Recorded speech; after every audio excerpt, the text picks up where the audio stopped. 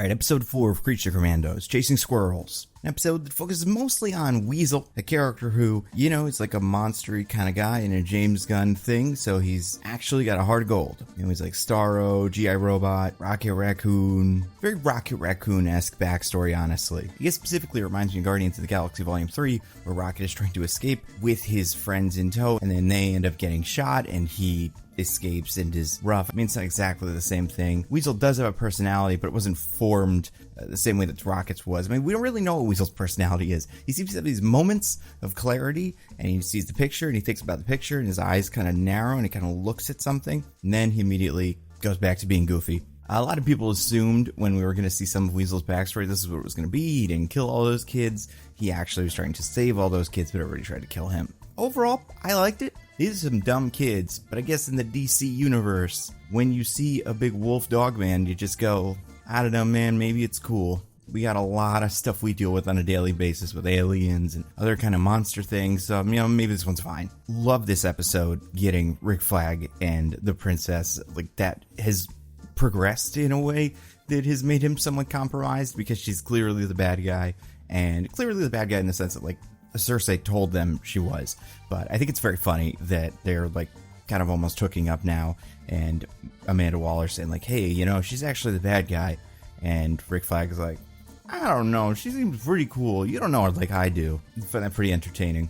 Speaking of boyfriends, we got a lot of Frankenstein in this episode. This is more Frankenstein than we've gotten in a while, played by David Harbour. Very funny character, and by funny, I mean obviously he's a bad guy, but like very interesting character. He's got a very James Gunny Drax the Destroyer, like kind of misunderstands pop culture, speaks in a very particular way, overpronounces all of his words. It's a take on Frankenstein I really, really like. Besides the possessive boyfriend thing, just that like this Frankenstein has this clumsy speech that he needs to make work, kind of like he had these vocal cords sewn together, so he's always kind of speaking slowly. It's funny. I really hope we see David Harbour in live action. I do think some of these characters are unlike their, like Indira Varma doesn't look exactly like that, although I think we could make her look like the Bride of Frankenstein in live action. David Harbour might as well just be CGI because his character is humongous. But the most interesting thing in this episode, by far, is the Cersei connection. We get the introduction of Cersei and Amanda Waller. They speak. Economos is there with his peacemaker injury, so that's cute. You do get the explanation, and I love this about Cersei,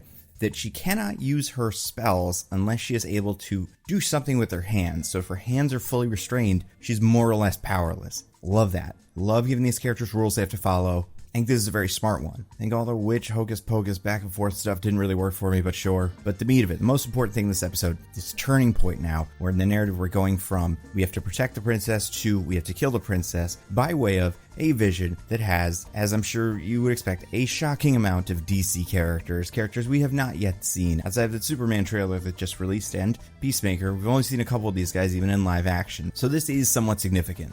Now, we also got the introduction here to a villain who I was not expecting to see in this at all, Gorilla Grodd. And this all comes in the form of a clairvoyant, like, mind meld Cersei does with Amanda Waller. What we see, and this is part I'm not super sure on. It's unclear, but this is definitely Gorilla Grodd. This has to be, right? Humongous gorilla, but also the kind of crown that Gorilla Grodd usually wears, and there's usually some gold thing on his head. That's how you know you're dealing with Gorilla Grodd. And also, like, he'll have a cape or something like that sometimes. So even though we didn't get a title card introduction where he said, hey, it's me, Gorilla Grodd, we could pretty much assume that's him. He seems to be working with the princess, who is like big evil. She's got armor and a big giant scythe spear. I don't know what that kind of weapon is, but it's huge. She also has all these knights in their power armor. And apparently, and I don't think we're going to get much more explanation on exactly how this happens, besides just Gorilla Grodd uses mind control, and that is able to knock out pretty much every superhero. And then obviously they bomb pretty much all the major cities. But for some reason, we will find out that this combination of Gorilla Grodd, the princess, and her army of Robo Knights are able to kill every superhero that you can even think of. Now, I'm sure there's going to be YouTube channels that are going to comb through this and figure out who each one of these characters are. I think it's pretty clear who most of them are supposed to be. There's some where it's a little bit vague, but I think the ones you're supposed to recognize are pretty recognizable. Obviously, you have the big three. Superman, who we've seen plenty of. Wonder Woman, who this is like the first really good shot of her we've seen. If this is a Wonder Woman costume they were using in the new DCU, I'd be very surprised, because this is the original kind of Linda Carter costume. The shorts, getting away from the battle armor, like Spartan-inspired Wonder Woman costume, getting back to a very simple classic Wonder Woman costume. And then on another pike, you have Batman, who we have not seen in this at all. The first time we've seen Batman, first time we see the cowl, first time we've seen what color he's going to be wearing. Like, I know people saying black, but like, you could have done blue Batman. And then a couple of other characters who we also have not seen before.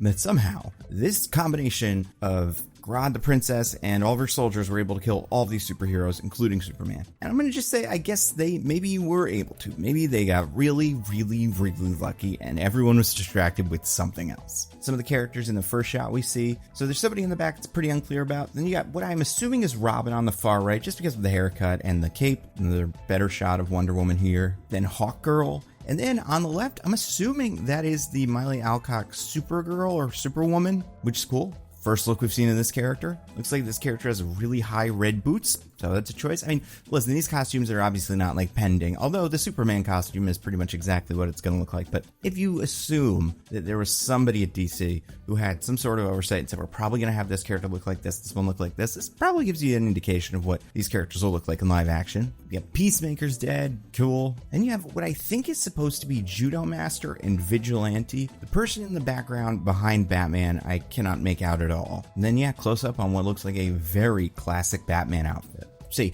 medium length Batman ears, which is good. And then we have one more shot of Superman with two characters in the background that are pretty clear. One is Mr. Terrific on the right, and then the one on the left seems to be Starfire. However, people have said this could be Cersei, but I do think there are enough things that are different about the costumes. I think now we can pretty much say this is Starfire, which is interesting. Because pretty much everybody else I've named, we knew was going to be in these, or has an obvious in point, like the Batman's going to be the Batman movie, Supergirl's in the Supergirl movie, Robin's going to be in the Batman movie. But where does Starfire show up? Is she also in the Supergirl movie? Is she in Lanterns? Are they actually making this Teen Titans thing?